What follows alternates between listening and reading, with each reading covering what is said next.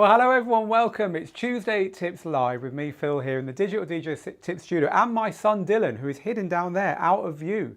He's here, but you can't see him. Got headphones on, and he's playing. What are you playing, Dylan? Well, not playing anything, I'm watching YouTube. You're watching YouTube. Well, there we go. I'm taking him to football in half an hour, so he's hijacking the floor in the studio. Anyway, welcome everyone. It is a special Tuesday Tips Live today because not only have we got the teaching that we always have, we're talking about crossfaders. That's why we had these two rather expensive DJ mixers here, because they're identical, except that one's got a crossfader and that one hasn't. WTF is going on? We'll be talking all about that. So not only have we got that, but we've got a really big announcement for you today as well. Massive, it's probably our biggest announcement of the year. And I'm going to be doing that at the end. Now we're here for strictly half an hour today. So I'm going to try and keep this quick and short and sweet and as useful as possible for you. So if you've just stumbled over this channel, we're Digital DJ Tips. We're the leading online DJ school, and we have got 25 DJ courses, 25,000 students around the world. But this on a Tuesday is our free lesson on Facebook, YouTube, on Twitch, on Mixcloud, wherever you're watching this. This is for you to just hopefully improve a bit as a DJ or DJ producer and to join in, because I want you to join in. So underneath in the comments, we do get to see all the comments and do get to share the comments with you. So if you want to talk about crossfaders, do you use them? Do you not use them? Then let me know and we'll share that stuff in the chat a little bit later on. So before we do get started on our subject, which is how important is the crossfader in DJing, as always, I just want to say hello to a few people who are popping up nice and early. Marius says, depends on the music style. Hip hop, essential. Dance, cool. Electro, nearly useless. So there's an early crossfader piece of input there. Thank you very much for that. Aaron says he rarely uses it as well. So thumbs downs for the crossfader already. Dat Boy says, it looks like I'm not late this time. No, and I was on time this time as well. Dat Boy. Hi to Charles. Hi to all the locals. I'm going to call you locals now, not regulars. Hi to Martin. Hello to DJ JC. Always good to have you here. So I'm thankful that Pioneer has released the fader-free mixer, the one you can see in the background on this shot here in the studio today. So we'll be talking all about that in a second. Dimitri says, when is Black Friday starting? All in good time, Dimitri, all in good time. So hi to Papa D. Yeah, we're back in the studio this week, Papa D. I've never used this fader on the DJM 900. The crossfader is what we're talking about here, of course, says Kay, so thank you for that. David, though, says, I like to try and scratch. I use different faders for different techniques. So it's true, isn't it? And that's something we're going to move on to. And Jack says, hi, Phil, long-time viewer. I love your videos. They're very interesting and they're always informative. Well, thank you for that, Jack. So on that positive note, let's move on to today's lesson. We'll go back to the workbench and we'll talk about crossfaders. So crossfaders have kind of been there since the beginning, but that said, they haven't always been on DJ mixes. And in a minute, I'm going to show you a couple of DJ mixes from years gone by, one that I never used and one that I very much did use that don't have crossfaders. But really, the best way to start this, I think, is to pull out my very first DJ mixer. Here it is. This is a little Pioneer DJ. Yes, they were called Pioneer back then. Pioneer DJ is the official World DJ Championship mixer, no less. And it's got a crossfader and 2 channels. And this is what I learned on, and similar mixers to this. So I was kind of brought up with the crossfader, so I'm ambivalent. I kind of like, I get it, but also I understand why maybe some people don't get it. If you just excuse me 1 second. Oi, less giggling when I'm live. Don't have fun down there on the floor. Yeah, it's kind of a bit like this with me. I can see both sides of it. However, let's now talk about, with these two in front of us, let's talk about the crossfader and when the advantages of using it, disadvantages of using it, and how you mix without it. So this is a Pioneer DJM V10 mixer, and this is the V10 LF, which was released this week. We've got a video on it and a news piece on it if you want to go and check out about this mixer. But basically these two are absolutely identical, except this one has got a crossfader and the channel faders here are 45mm. This one here has got no crossfader and the channel faders are 60mm. In other words, you're getting more control because the fader is longer. And this has got a different fader curve as well that you can kick in to make these kind of behave slightly differently. So these two mixes are a great example of exactly the same thing, but one's with a crossfader and one isn't. This has also got buttons down here which let you assign which channel goes to which side. So you can assign the 3 channels on the left to be on the left-hand side by pushing them to A, and the 3 on the right to be on the right-hand side by pushing them to B. You can also turn them off. So that now will not be affected by the crossfader because I've set it to off. You could set these to this side and these to that side. You get very confused, right? And that's something that you don't get on smaller mixers, because obviously you've got 2 channels and a crossfader, so it's not confusing on a smaller mixer. So there's one of the downsides of having a crossfader on a bigger mixer. It can get confusing. So what other characteristics are there when you're using a crossfader? Well, first, obviously, for cutting and scratching and crabbing, which is something I simply can't do, but you know what I mean. Cutting, scratching, crabbing, all the performance techniques that involve the crossfader, you clearly need one. You cannot do that kind of mixing on here. These are long, they take time to get up to the top and time to get down. Crossfaders are very loose. This is a Magvel, but there's the flux, is it called the flux fader? Flex fader. On the Denon DJ mixers, there is obviously the inner fader, which is the most famous kind of swap out crossfader. The crossfaders are loose, they're buttery. People say, oh, it's a really buttery crossfader. The up faders, not so much. The up faders are deliberately, they've got some tension in them, they've got some resistance. So these are different kinds of fader, and certainly scratching using these is a no-go. Now, another good thing about the crossfader, even because you see you can set the crossfader so that the other channel cuts in immediately when you move it like literally 0.1 of a millimeter on the best crossfaders. Full volume on this channel just like that. Or you can set it so it fades in, and even at halfway, you're not quite the way in. You're not quite all the way in. You have to go past to get this channel all the way in, and that way to get that one all the way in. It gives you a dip in the middle, which means that the overall volume of the performance doesn't rise when you've got both tracks playing in the middle, because it's dimmed them both a bit. So that's a smooth crossfader curve, or you can set it to be very sharp. So the reason for that is so that house DJs can use crossfaders as well. So it's not just scratch DJs.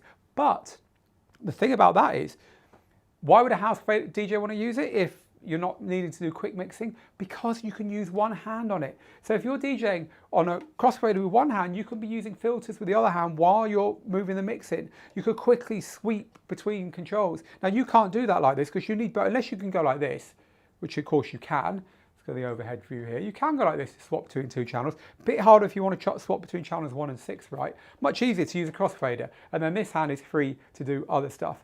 So that's kind of the characteristics of DJing with a crossfader. But what about DJing without a crossfader? Well, I've kind of touched on a few of them, but let's move over to this side now, to the other side of our battle, and talk about doing it without a crossfader. So if you are mixing like 6 channels, you probably don't want the crossfader because, hey, guess what? It gets really confusing, as I spoke about earlier. You're kind of like, which one is set left? Which one is set right? Much easier to look and say, right, they're the channels that are on now. This is the one I want on next, and so on. You can see at a glance where everything's going without having to consider the other fader. These are very smooth faders, very smooth. They've got a bit of resistance, as I said. You can see like this is, I can't throw it up, it stops. And this means that you can get very fine control, and especially with a long throw, really fine control over the volume. So if you're mixing a couple of tracks here and you want to take these tracks out of the mix very, very slowly, you can, in a way you really couldn't do with a crossfader, especially if you want to suddenly take that one out more than that one and so on. The crossfader is all or nothing, and it's a much smaller fader, deliberately, because otherwise it'd be hard to do your scratching with it, because you want a small, short fader to make scratching easier. So you get a lot more control with longer faders, and they feel very, very differently. Very different. As I said, it's simpler, and it's a bit more purist, because a lot of mixers never had crossfaders in the past, and a lot of DJs don't want them now. To them, it's just an extra control that gets in the way, something else to break, something else to get dirty and crackly, something else to worry about, when really, a lot of DJs will just turn all these to the middle and then ignore the crossfader. So why have it in the first place? So there is definitely a purist side of DJing without a crossfader as well. So that's kind of what I've got to say about it, but I do want to show you a couple of pictures now because I want to show you the very first DJ mixer I ever used, and it looked like this. Let me just switch over to that for you. There you go. It was a mixer by Realistic, and it had a 9-volt PP3 battery charging it. And it had a little mono stereo switch, so you could have 4 mono channels or 2 stereo channels. And I had this for about 3 or 4 years when I was a kid. It cost me £20 at Tandy. and this was my pride and joy. It got stolen by a breakdance kid from the next town, and I really wasn't very happy about that. But anyway, so I learned to DJ on this without a crossfader. But I said I'd show you some other mixers that don't use crossfaders. This is another type of mixer with no crossfader. It's a rotary mixer, and rotary mixers are pretty famous. If you go and watch David Morales doing his live streams on a Sunday, but don't watch him for too long because I do mine at the same time. No, seriously, go and watch David Morales. He's awesome. He's got a rotary mixer. They were very big in New York clubs back in the day. And so obviously with rotary controls and not even faders, if you've got no faders, you can't have a crossfader, right? So these are very respected mix. Well, this is a respected mixer. That's a nostalgic mixer. I wouldn't say it's a respected one, but you know, this style of mixer is still quite a boutique mixer nowadays. So don't think that crossfaders mean that you're using good equipment. Far from it.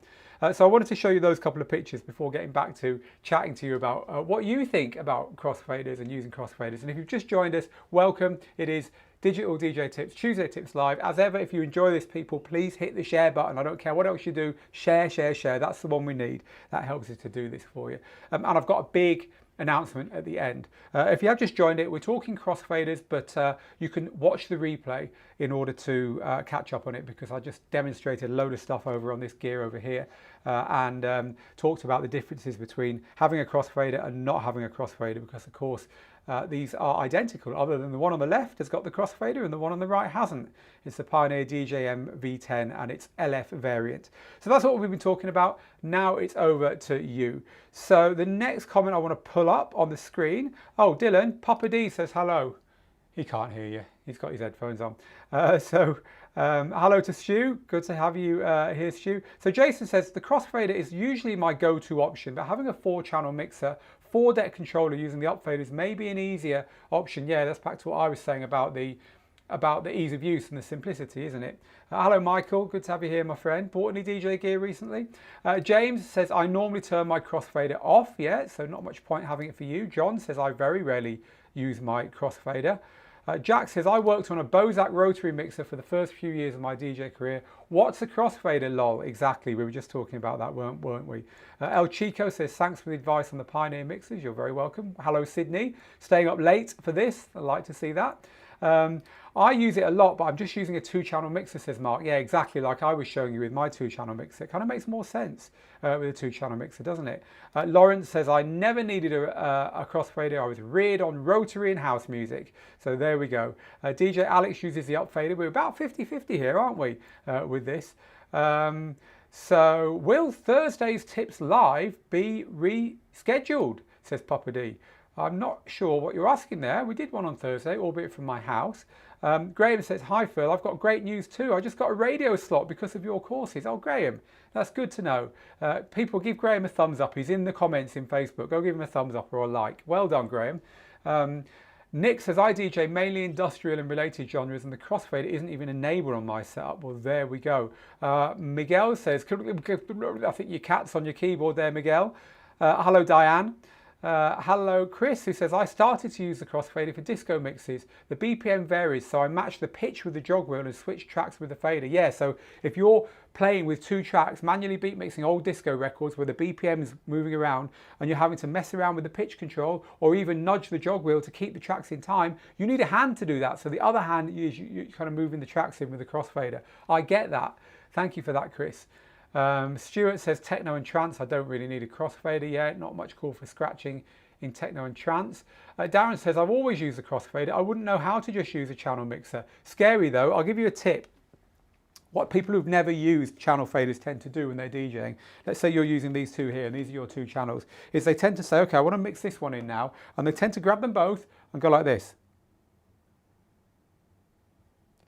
And that will give you a massive dip in the middle in volume. Far better to do it like this. As that gets almost to the top, bring this one down a little bit and swap them over, and then slowly bring this one out. So there's just a tip if you want to experiment with DJing without using your crossfader. What's the best hand position for the crossfader when scratching? You'll have to ask Steve that one, our scratch tutor from the 312. I mean, you're going to have your hand rested basically like this. I nearly went to the wrong mixer then, next to the crossfader, so you can cut. Your fingers are going to be here for crabbing, which is when you put some pressure on it here and your 4 fingers or 3 fingers will cut it in and out quickly. So somewhere here is about right, but I am not a scratch DJ, and I don't pretend to be. Steve is our scratch dude.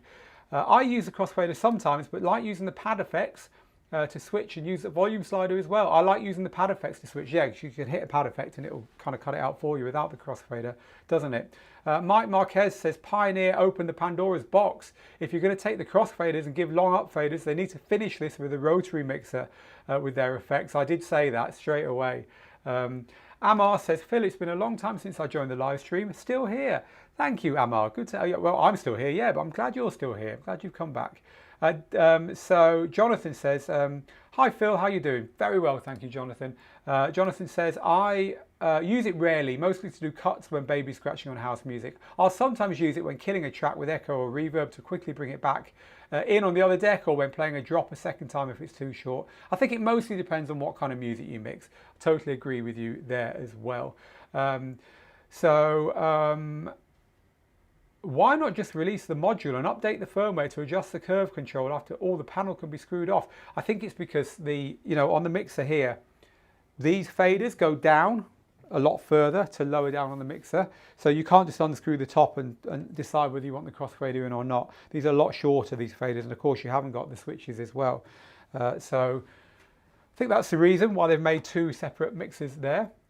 So using the crossfader depends on your DJing style and genre. As a techno DJ, I disabled it a long time ago and I don't miss it at all. Thank you, Amar.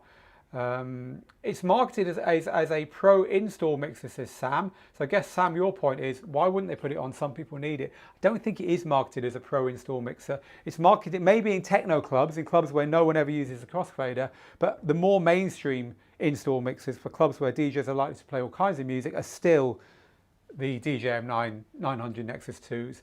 It's not really marketed to replace those, I don't think. So Laurie says, I like it. You can set the fader and crossfader cutoff parameters on the DDJ 400. You've been looking at Pre on Johnny's video today, haven't you? Our contributor Pre has got a great channel, by the way. If you've never seen Pre's channel, check it out. His live streams are awesome as well. Pepe says, hi Phil, I mostly play at home with 3 CDJs and a DJM 900 Nexus 2. Is it worth the upgrade or overkill for a home setup? You mean this stuff? Depends what you want to do. I mean, this stuff has got, unfortunately I haven't plugged it in because there's no point. I wanted to fit them both on the desk. Has got some pretty cool stuff. You can watch it on my review of this one, the DJM V10 review on YouTube. But for instance, the send effects here, which is like the color effects that are on this knob here, you can, instead of making it just come out of the master channel, you can route them into these channels here. So you can have 4 things going through here, and then you can have the effects on here, and whatever's going on here, the effect is routed through here, and then you can add even more to it on here. So it gets completely, and on this one, so it gets completely mind-boggling what you can do with this. And the effects here aren't just like, normally on these effects, you turn it on and off, right? And that's it. But here you can turn in the size and feedback, the time, the tone, and the overall volume. It's like having, a guitar pedal plugged in, a guitar echo pedal with all the parameters you get to adjust on there. And I think that's the idea, is to stop DJs wanting to take a pedal into the DJ booth. I bet you've seen DJs like Eats Everything and so on. He's one who springs to mind, who take guitar pedals into the DJ booth with them to give them extra echo and extra reverb. It's all built into that mixer. So really, Pepe, it depends if you want that stuff. If not, look, they're $3 grand. It is overkill for sure. Rintin says rotary mixers are lovely to use in my humble opinion. Lol, that mixer looks like the one my dad taught me on. We're talking about presumably this mixer here. Whoops, trying to get the screen on. This mixer here, right? Actually, that's just me. That one there. There we go, we got there in the end. Not that one there. If your dad taught you on this one, then you've got a really cool dad. So thank you for that. Urban Warfare says, I had exactly the same mixer from Tandy as well. Wow, someone else. Most people could find the money, the extra $5 or $10 or pounds to buy the one that was a little bit better than that.